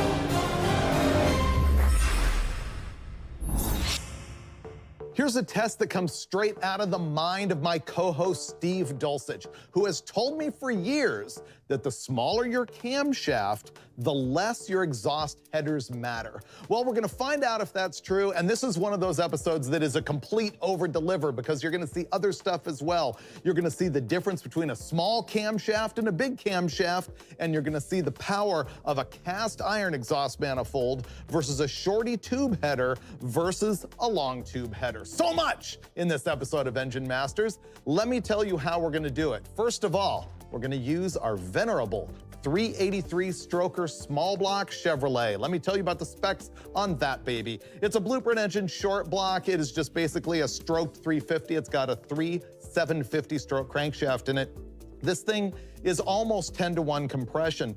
The cylinder heads on it these days are from Airflow Research, the Enforcer line, which is their lower buck series, and we found these to be the best of the cheaper small block cylinder heads that you can buy. Up top, we've got a smaller intake manifold than we typically run. This time, it's got the Performer EPS, a low-rise intake manifold.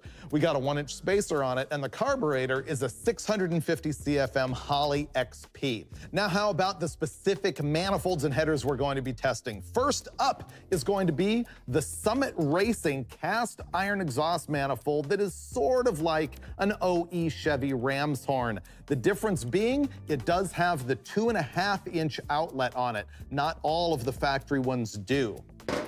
After that, we're gonna have a look at the Hedman tight tubes. These are block hugger headers, and they only have a 1 5/8-inch tube on them, and once again, a 2.5-inch outlet.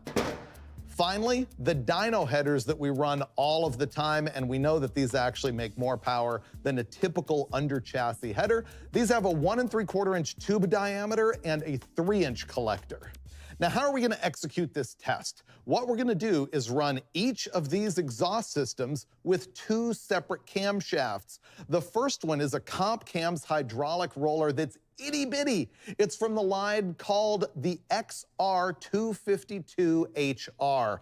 The duration at 50 thousandths tappet lift is, wait for it, 200 on the intake and 206 on the exhaust. That's really, really small. And then we're gonna step it up to the cam we're used to running in this engine, and it's wildly different. It's got 30 more degrees of duration on the intake. So it's 230 at 50 and 236 on the exhaust. That is a big swing in camshaft. So once again, you're gonna see those 2 power curves and you're gonna see all of these manifolds. But first, I'm gonna go ask Steve Dulcich directly, what is his theory about why a small camshaft would not require as good of an exhaust header?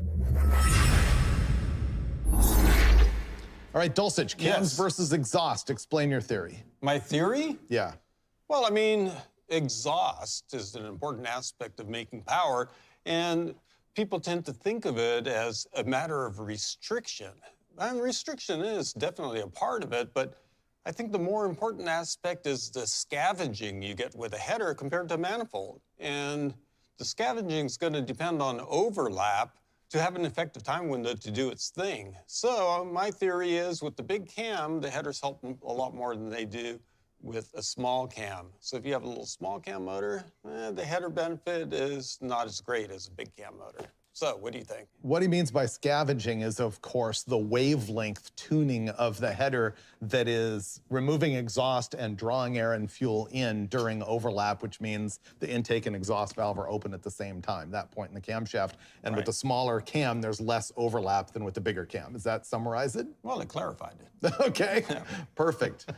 So if your theory is true, I think what we should see here is that a change from manifolds to headers will have a greater percentage of gain on the big cam than with a small cam. Is that how we're judging this? I would say so. And when you say from manifolds to headers, I think the long tubes are definitely going to have a lot more dramatic of an impact than the short tubes, because I think the length of the short tube doesn't lend itself to the reflected wave reaching the cylinder head during overlap. Makes sense. I mean, basically, I threw the Shorty headers in because I just wanted to know if they make more power than cast iron manifolds. Yeah, that's the interesting point. I mean, historically, Shorties have not been great performers. Right. But it'll be interesting to see if they're any better than this. Yep, on 2 different camshafts. Okay. Right now, I guess it's just a baseline with the cast iron, and actually what we're gonna do here, I think we should just run the cast iron manifold, the Shorty header, and the long tube, and then we'll come back and tell everybody what happened. Yeah, I think the advantage to that is we might have a bigger picture of what everything kind of does instead of trying to beat it up one piece at a time. Mm-hmm. Okay, all right, give us a baseline.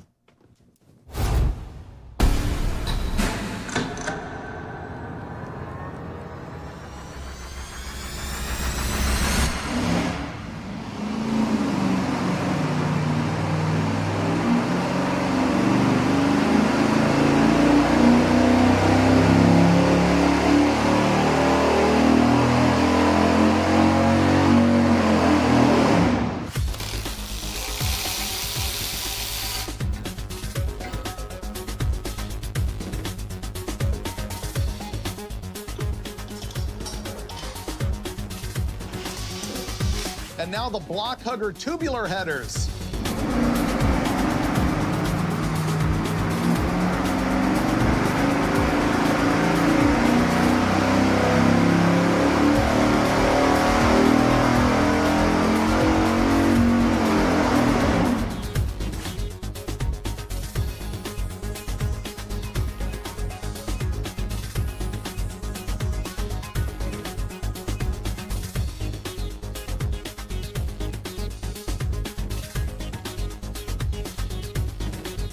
We have the long tubes installed. Now it's going to come down to seeing how much power they make with the small cam in the engine.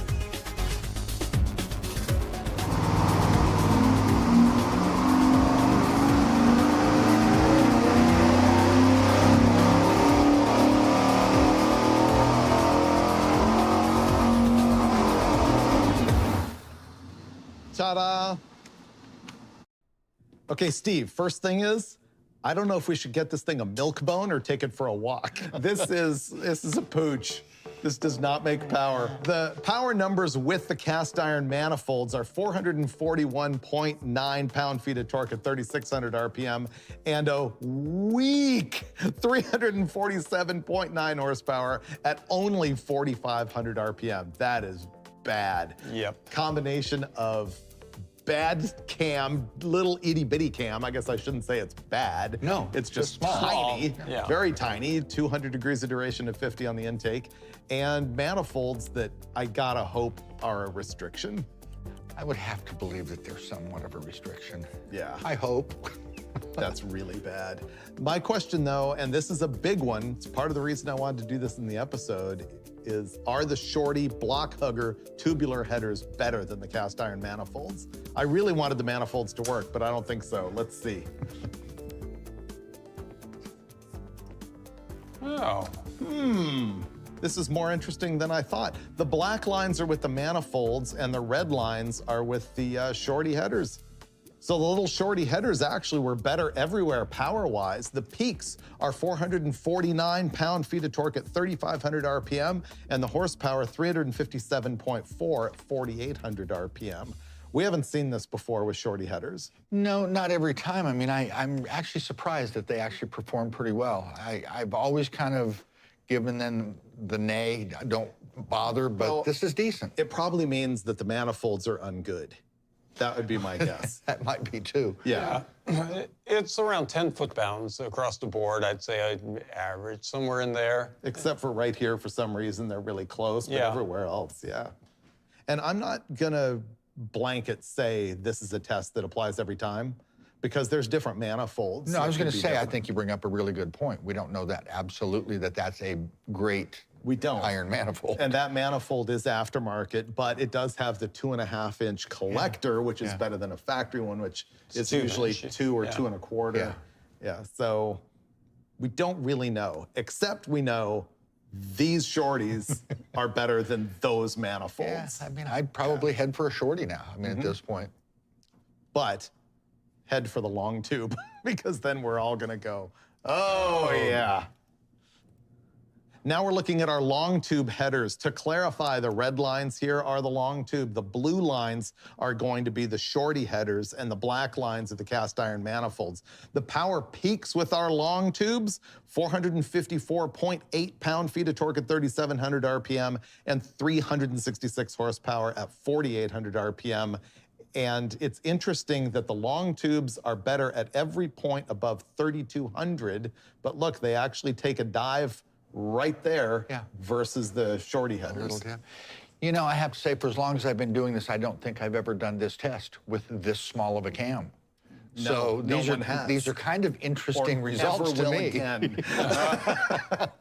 No, this is actually pretty good stuff, though. I mean, it still says that headers are worth something.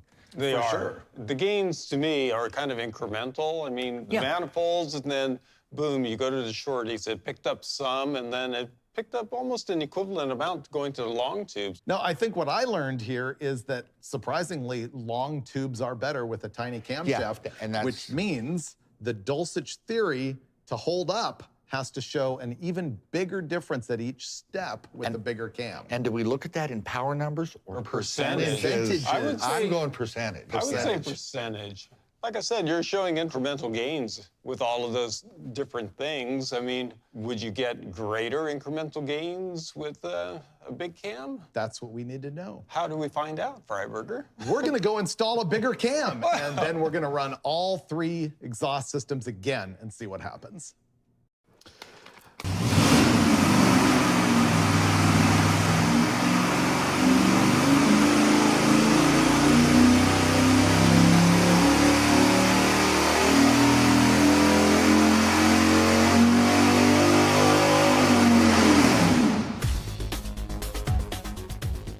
All right, time for the Shorty headers. Let's see what these do.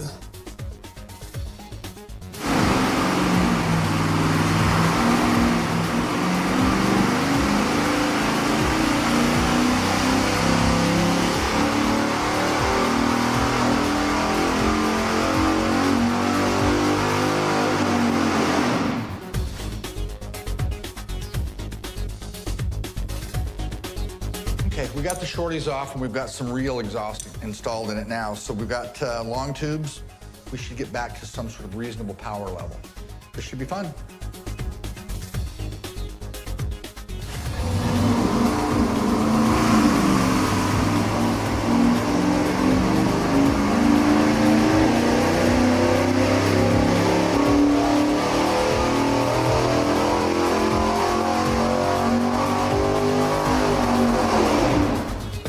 Now we've got data to share. With the cast iron manifolds in the big camshaft, the torque was 444.9 at 4,500 RPM, and the horsepower, 417.6 at 5,500 RPM. Hey, that is a massive difference between this and the small cam.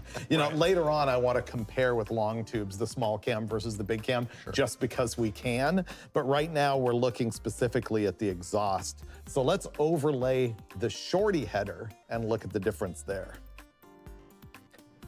Big difference again. The power with the Shorty header that's tubular was 458.1 pound-feet of torque at 4,600 and 437 horsepower at 5,600.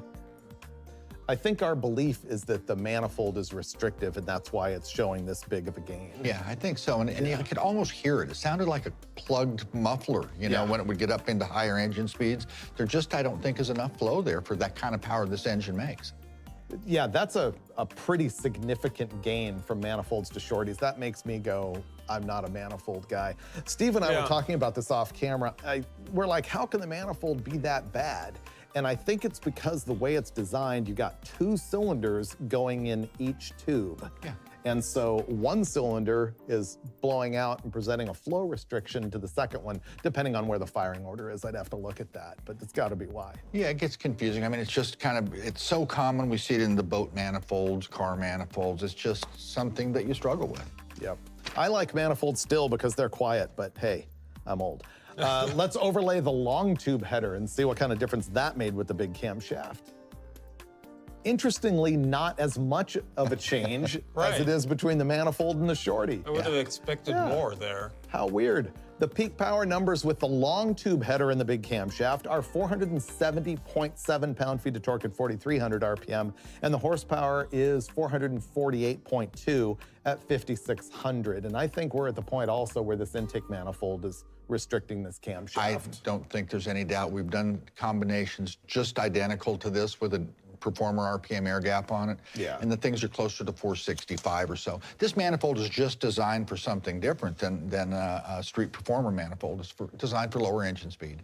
You know what's really interesting that I noted with the small cam and our step through manifolds, shorties, and long tubes, the torque number didn't change that much. As far as peak? As far as the peak number, I mean, it went from 441 to 449 to 454, whereas with the big cam, it went from 444 to 458 to 470. All the way to 470. Wow. Yeah, so That's a much big. bigger change in the torque. But the thing that we must conclude out of all of this is that Steve's theory is correct. Oh. Yep. It makes a bigger difference to have headers on a larger cam than with a smaller cam. Here's the numbers. What we did is we took an average of the power range for each of these cams.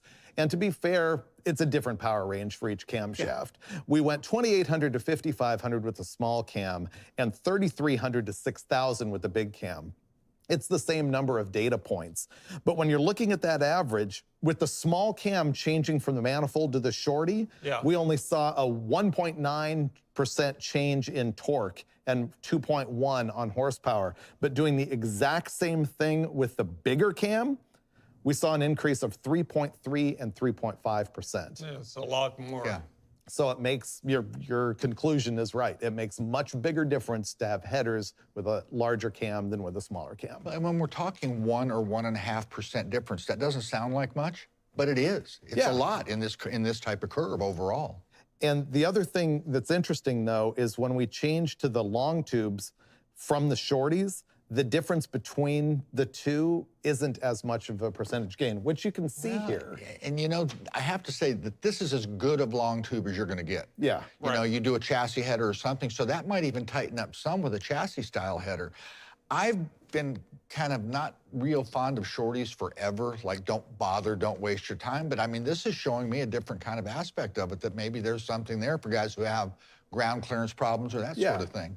There are applications for it for sure. Yeah. But the bottom line is, if you want what the engine's capable of delivering, there's only one choice. Yeah. The long tube for me. It is, but I would say the blue line here, the Shorty header, that's not an undrivable engine. Yeah, it's pretty good. Yeah, it's pretty good. It could be better with a long tube, but on a Jeep, I'm not wanting to negotiate past the front axle and dragging the ground on a lower car and all those other things. Exactly. Yeah. Huh, interesting.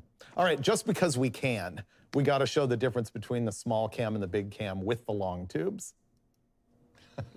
Oof. As you may have derived by now, the black lines are the big cam and the red lines are the small cam. And if you've got a tow truck, go ahead and get that tiny camshaft, but if you're anybody else, I would put the bigger cam in the thing. You know, I think this illustrates really well why we had to use different RPM ranges. There's two completely different applications. You just can't compare the same RPM range with two cams that are so radically different. Let's conclude.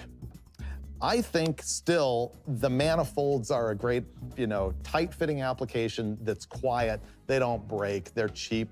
They're easy. They have their place. But they suck. That's the problem. They don't make power. They also hold heat bad. They do. That's a big problem. As a matter of fact, when we change them on the dyno, we have to blow down the engine room for a long time just so we can handle that manifold. Yeah. And I guess my other conclusions are it's way easier to fit the Shorty and the long tubes make the most power. And the final conclusion is the wise and all-knowing Engine Masters was correct once again. One more time. Yep. Yeah. You need to give me more ideas so we can do more shows where you're right. Dave comes up with enough that he's right, so it's only fair. It's your turn. Okay. More dosage science coming up on future episodes of Engine Masters. And now, the Shorty headers. Wow. Okay, Steve, first thing is, I don't know if we should get this thing a milk bone or take it for a walk. You now have something better than Clifford. We have another engine, Clifford, the big red dog. This is a pooch. This does not make power. It does what it's supposed to below 3,000. I guess so.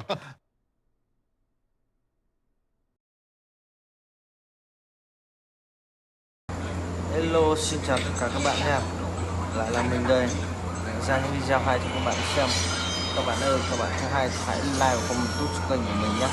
Cảm ơn các bạn đã theo dõi kênh của mình. Thank you các bạn đã theo dõi kênh.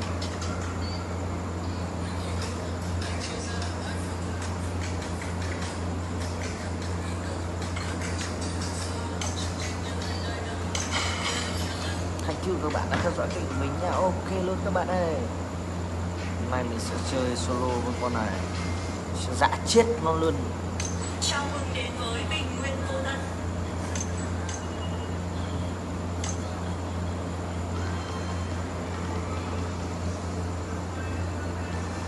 Kẻ địch sẽ xuất trận sau 3 giây. Bản đồ xông lên. Viên và tên huyền thoại đó. Sao lại có thể biết ông không giấu tới được chứ? Không phối hợp điều tra, vậy thì đừng trách nắm đấm của tôi. Còn không mau thay ra. Đừng không bỏ chạy.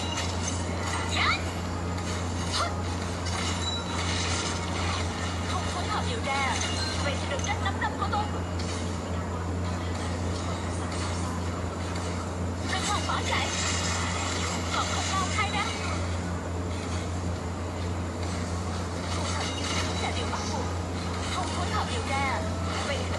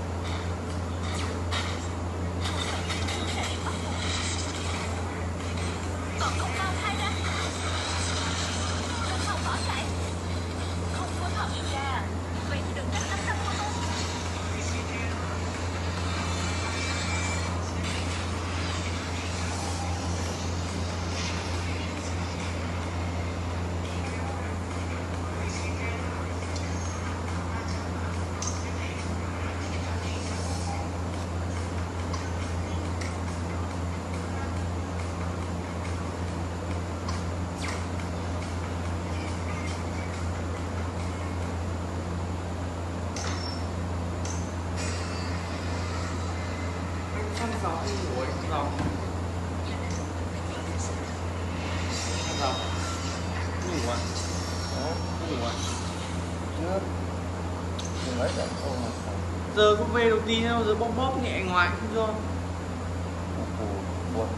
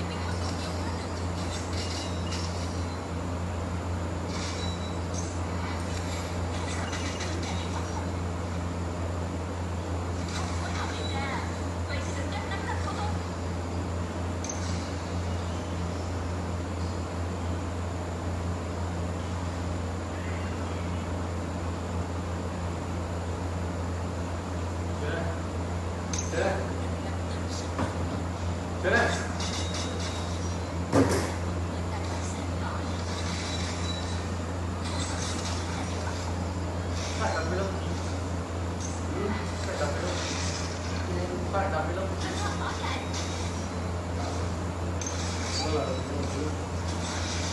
Đặt đủ cái người khác hoàn toàn. Khác. Thế ở bên kia đặt như nào? Đâu đặt thì anh phải như này luôn. Phối hợp điều tra. Vậy thì được nắm tâm của tôi. Mai đổ tên tiêu đề cảnh sát nhé. Xong rồi cái tên tiêu đề này Anh không bỏ chạy. thay đổi một chút đi. Thay đổi cái khóa vừa đỡ như này đúng không? Khi up lên rồi là sửa thôi. Bây giờ up lên sửa, up lên sửa chơi. Mai có thể là bỏ play đi thêm cái gì đấy vào đây đúng không? Rồi là back narrator phút 2 rồi đúng không? Như là video lên phát phát thì là mình đổi cho khác bên kia đi cho nó phải trùng thế nó mới hiểu. Còn cái này mai mình đổi thành khác nhé, đổi cái tiêu đề, nhìn cái tiêu đề để dài đặt luôn. Đây bên này để nguyên này đúng không? Để khác đi. Đây nhìn cái tiêu đề vậy. Chữ dân đúng không? Tôi ý phần này. Cân này, đúng chưa? Để tiêu đề nó khoảng tầm 50 chữ. Để như ảnh được nhưng mà mình kiểu ghi cho nó phong phú hơn. Kiểu làm đọc bút chẳng hạn đúng không? Đấy. Còn làm bút này là được rồi. Này ok đấy. Cái tập này bây giờ là cắt ghép mấy tập đây? 3 tập. Có cắt đầu cắt đi không? Có.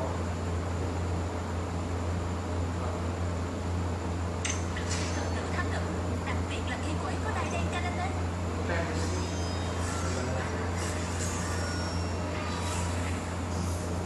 Miếng tem sao chưa? Miếng tem sao? Đúng không? To như là đây này. Xin chào, hẹn gặp lại các bạn. Mình sẽ kết thúc video tại đây. Cảm ơn các bạn đã theo dõi kênh của mình.